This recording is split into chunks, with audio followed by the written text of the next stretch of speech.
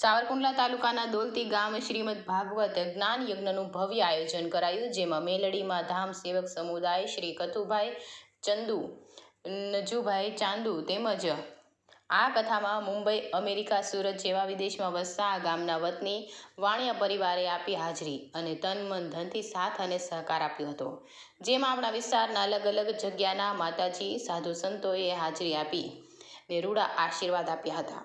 અલગ અલગ કલાકારો ભજન ડાયરો પણ રાખવામાં આવ્યો હતો. સમગ્ર કથાનું રસપાન કરાવી રહ્યા છે શ્રી દર્શન મહારાજના મુખેથી, જેમાં દોલતી ગામ ભક્તિમાં રંગાયું.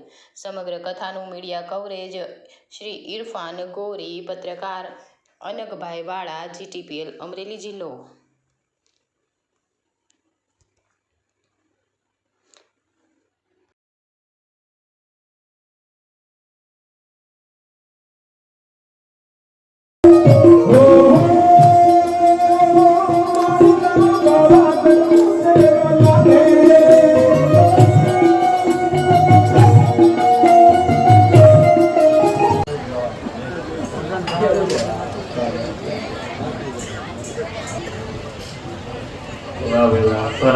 નાગેશ્વરી ગામે નજુભાઈ અને ત્યાં દ્વારકાધીશ, ઠીક આ કાનુડો નથી, આ તો દ્વારકાધીશ છે.